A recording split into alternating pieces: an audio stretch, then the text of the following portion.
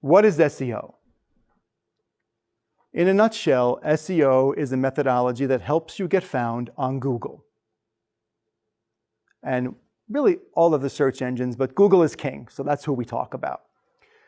And what happens is Google's kind of like a mail person, right? So somebody does a query, let's say it's for ice cream shop Monona.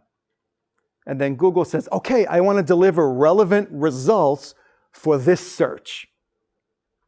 And it's going to give you localized Monona-centric ice cream results.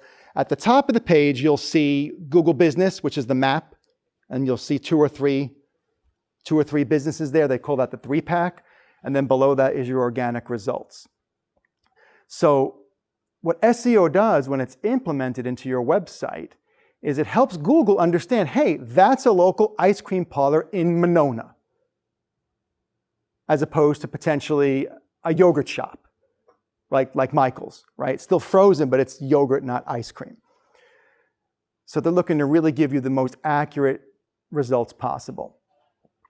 So to do this, we don't have enough time to dive into each of these items really deeply today, but I want to share them with you again so you know what to look for if you're doing it yourself or if you're hiring somebody. So this is 4 out of 6 areas that you're going to want to optimize on every single web page, every single blog post, okay? The first one, number 1 at the top, is your title tags. Title tags are things that most people don't notice. They just don't know they're there, and they don't pay attention to them as business owners or marketing people if they don't know about SEO. What that is, it's 70 characters or less, including spaces. And I'm not sure if you guys can see, it's kind of blurry. There are little things in between each of the words.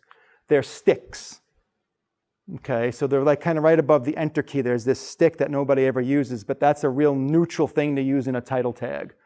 You want to try and avoid things like commas and ampersands and stuff if you can, underscores and things like that. So the title tag is one of the first places Google looks to see what your website is about.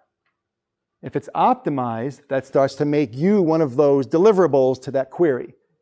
If it's not optimized, if it just says home for the home page, Google says, that's nice, and just moves on. And you don't even know, right? The second thing is your images. Okay, so just a side note, just for an aesthetic, every page of your website, it's nice if you have an image there that's engaging, that has to do with the content on the page, the service, or the product. It just helps pull people in. It's also a place that you can optimize. You can optimize your image name and what's called your alt image name. The alt image is if you ever like hover your cursor over an image, sometimes a little box pops up and it says something. Usually it says something like 12386.jpg, right? So it's meaningless. But the alt image was created for people with disabilities. So maybe they really can't see the image, but they put high contrast on their computer. So maybe they can read it. Or maybe their computer speaks it to them. But Google looks to it for SEO value as well. So we optimize it. With your image and alt image names, you want to stick to about 50 characters, 50. Otherwise, it starts to look spammy. That's a cup of SEO rule. That's not a Google rule. The next thing is 3, which is your H1 headline. In my case, it says web design done right. So you see we've got web design in there. Even though it's the SEO page, we've got a keyword in there. And that's something you'll want to optimize as well.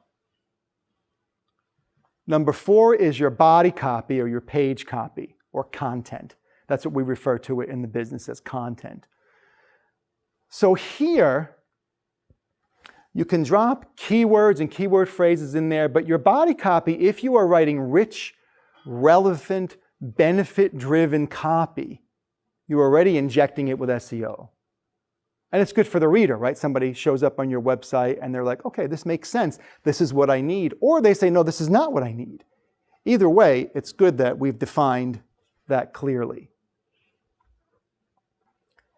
And then we've got a couple more for you. Number 5, where it says custom web design up there, those are H3 headlines. Just a little side note, if you're in WordPress or any other platform, H1s, you should only put one H1 on a page. Same with H2s. Those are hierarchies that we only want one headline at H1 and one H2. H3s, we can put as many as we want. That lets Google and other search engines know, and also a hierarchy on the page for aesthetic, that's more important than the copy under it. It's got to step up from page copy, okay? And we want to optimize those as best we can as we're going through our web pages. And then the sixth thing here is text links. Text links we don't use so much anymore, right? Because everything's buttons now. But back in the day, you had to have a link, you had a text link, right? Before mobile became a thing.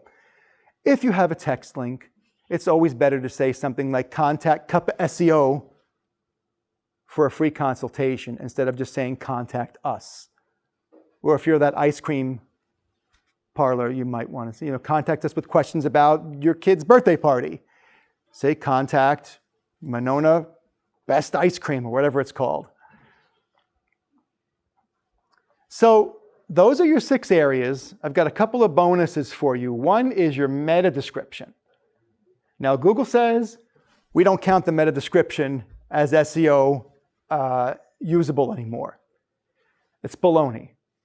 At the very least, if you don't do your meta description correctly, 156 characters or less, don't go over, or you'll get an ellipsis. You could get dinged. You could get dinged, but you might not. So Google leaves you wondering. So we err on the side of caution. We do 156 characters or less, including spaces, commas, and all that. Okay? So you can see mine here. That's what it looks like. And then, aside from these 7 things we just talked about, there's also blogging, okay, and what's called fresh content. So with a blog, this is where you put your fresh content. Google's looking for fresh content, and a lot of low-level SEO firms will say, hey, we're gonna freshen up your home page and your sub pages like every 30 days, every 60 days to get you some fresh content. If somebody tells you that, say thank you very much, turn around and run. Because that's the equivalent of changing your social security number every 30 days or changing your phone number, right? So I call Kyle, who's videoing us right now, and I say, Kyle, I've got a job coming up, but he changed his number. I can't get in touch with him.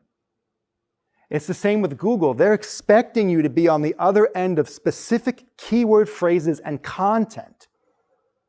So once we've optimized all of your web pages, we leave it alone. And we add that fresh content on the blog.